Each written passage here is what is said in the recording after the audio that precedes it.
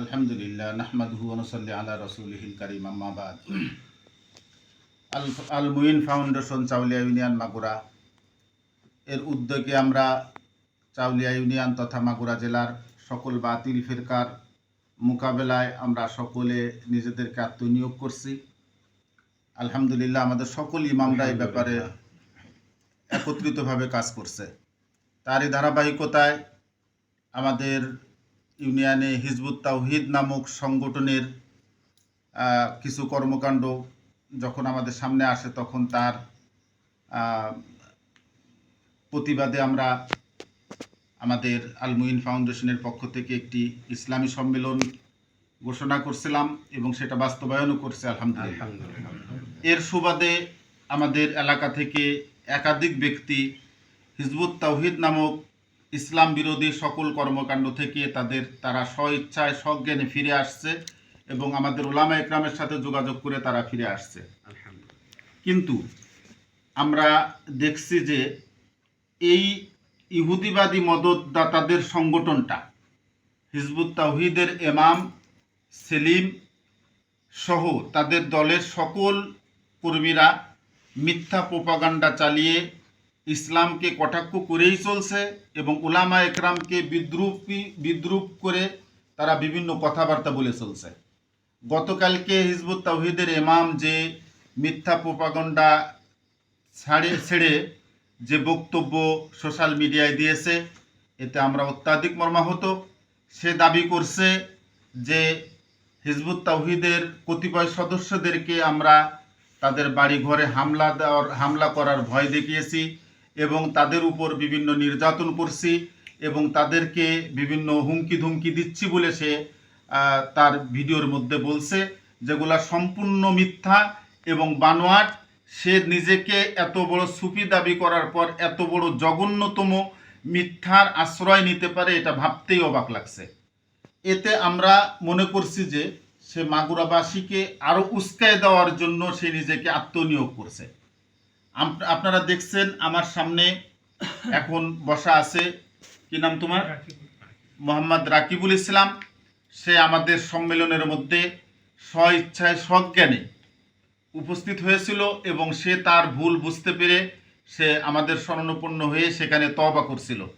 এই ব্যাপারে সেলিম গতকালকে দাবি করছে তাদের অত্যাচারে, তাদের ভয়ে, তাদের হুমকির মুখে সেখানের কয়েকটি পরিবার এখন গ্রাম ছাড়া।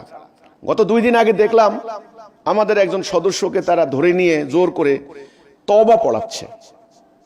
তো যাকে তওবা পড়ালো সেই কর্মী আবার সোশ্যাল মিডিয়া, আমার কাছে তার মেসেজটা আছে, সে মেসেজ পাঠিয়েছে সংশ্লিষ্ট আমিরের কাছে যে আমির, আমার আত্মহত্যা করা ছাড়া আর কোনো উপায় নাই, এত প্রেশার, এত চাপ আমার পরিবারের উপর, আমার উপরে, তারা আমাকে বাধ্য করেছে, আমি জেনে বুঝে এই মহা সত্য থেকে যেতে পারি না।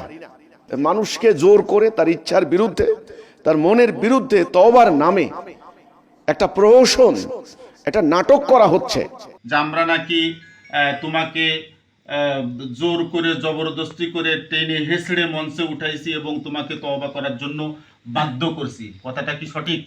না, এটা হলো আমি সজ্ঞানে স্বইচ্ছায় আমি হিজবুত তাওহীদের থেকে আমি চলে আসছি। আমি সজ্ঞানে আসছি এখানে। কেউ আমাকে কেউ হুমকি দেয়নি, কেউ কিছু বলেনি, আমি স্বইচ্ছায় আসছি। তোমাকে চাপাচাপি তো থাক দূরে, তোমাকে কি কেউ আমরা আসার জন্য বারবার কোনো তাকিদ কি দিয়েছি? না, তোমার স্বইচ্ছা আসছো? আপনাদের সঙ্গে আমার কোনো যোগাযোগই হয়নি, আপনারা কোনো আমাকে হুমকিও দেননি, কোনো মানে নির্ভয়ে তুমি যদি এখনো মনে করো যে সেটা সঠিক তাহলে তুমি সেটা বলতে পারো। আমরা কিন্তু আজকেও তুমি যখন এই ভিডিওটা দেখছো বা এটা জানছো তখন তুমিও মর্মাহত হয়েছো এবং নিজের থেকেই বলতেছো যে এত বড় মিথ্যা কথা সে কিভাবে বলে। এটা মানে এই ব্যাপারে বলো তো, যে তুমি মিথ্যা বলতেছো। সে যে দাবি করছে যে তুমি তওবা করে ফিরে আসার পরে তুমি সেই সংশ্লিষ্ট ইমামের সাথে বলছো যে আমাকে জবরদস্তি করে সেখানে ঢুকানো হয়েছে এবং আমাকে তওবা করানো হয়েছে এবং এলাকায় বিভিন্ন হামলা মামলা করা হচ্ছে এবং আত্মীয় স্বজনদেরকে হুমকি দুমকি দেওয়া হচ্ছে। সে দাবি করছে, সেলিম দাবি করছে যে তুমি নাকি বলছো যে আমি এই মহাসত্য থেকে কখনোই ফিরতে পারবো না এবং আমার আত্মহত্যা ছাড়া কোনো উপায় নেই। এই কথাটা কি তার সঠিক? না, আমি তো ওনার সঙ্গে যোগাযোগ করি নাই, কোনো কথাই বলো নাই মেসেঞ্জারে ওনার সাথে আমার কোনো কথা হয়নি।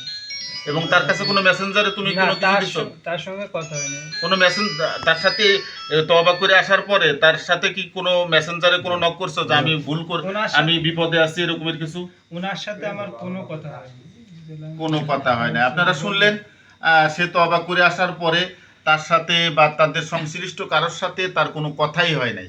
অথচ সেলিম সাহেব কিভাবে এত বড় একটা জঘন্যতম মিথ্যা কথা বলল যে সে নাকি বলছে যে আমি আত্মহত্যা করা ছাড়া আমার উপায় নাই, এত বড় মহাসত্য থেকে আমার ফিরে আসার কোনো সুযোগ নাই। এই জঘন্যতম মিথ্যা প্রোপাগান্ডা ছাড়াইছে এবং সে বিভিন্ন ধরনের কথা বলে মাগুরার বিভিন্ন ইসলামী অঙ্গনকে এবং সাধারণ মানুষদেরকে সে উস্কানি দিয়ে আবারও মাগুরাতে একটা বিশৃঙ্খলা তৈরি করার সে চেষ্টা চালাচ্ছে।